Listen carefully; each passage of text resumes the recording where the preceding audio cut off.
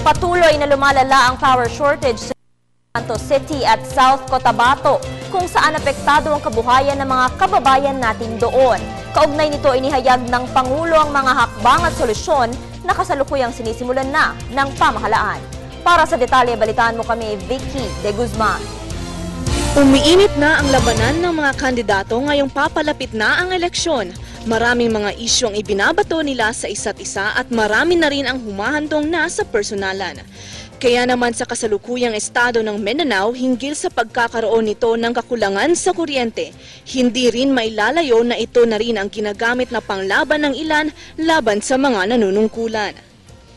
Kaya naman sinagot ni General Santos City Mayoral Candidate Darlene Custodio ang isyung ito sa kanilang lugar. Naging tahimik ako nitong nakaraang buwan dahil tinatrabaho po namin ang agarang solusyon sa problema ng brownout.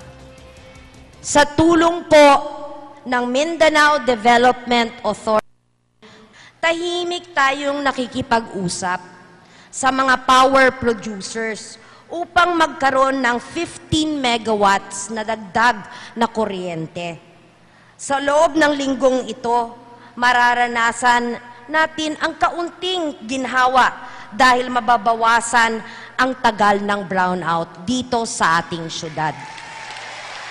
Isinagawa niya ito sa pagdalo ni Pangulong Benigno S. Aquino III at ng Team Pinoy sa pagrally nito noong Sabado sa Gensan. Sinagot naman din ng Pangulong Aquino ang ukol sa kasalukuyang problemang ito ng Mindanao at ng buong bansa. Dagdag pa ng Pangulo ang pagtatayo ng base load plants ay matagal matapos at aabutin ng 3 hanggang 5 taon. Baka dapat umpisahan natin ang usapan natin sa kuryente, no? At mapunta na rin tayo sa eleksyon. Okay.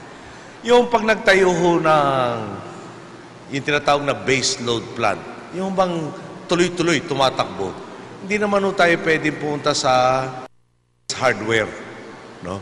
Pairam nga na, bibili nga ako ng 100 megawatts na generator, no? At pakitayo na rin nyo dito sa bakanting lot ito. Hindi po ganun kadali yun, no? Pag tinayo po yung planta, umaabot ng between 3 to 5 years, no? At maraming prosesong dadaanan, environmental compliance certificate, no? May mga public consultations, marami ho, mahabang proseso yan.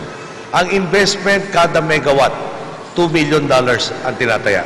Sinabi rin ni Pangulong Aquino na ang mahalaga pa umano dito ay ang tuloy-tuloy na pagbawas ng kakulangan sa kuryente sa Mindanao at nasabi pa nito na sa pagdating ng 2015 ay hindi na ito umano problema ng ating bansa. Okay. Ngayon, siyempre bad news, alam natin kulang ang kuryente sa Mindanao. Sinasabi namin po sa inyo, no, yun totoo. Hindi ko po ugali talaga mambola.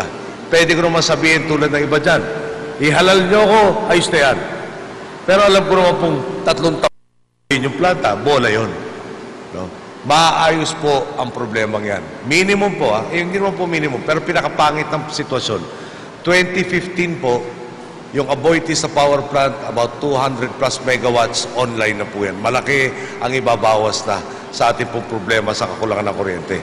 Pero ang pinaka-importante po dyan, tuloy-tuloy na po yung mga ginagawa ngayon.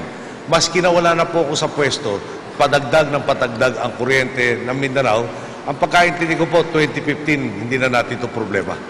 No? At 2017, sobra-sobra na po ang inyong kuryente. Para sa Telebisyon ng Bayan, Vicky De Guzman.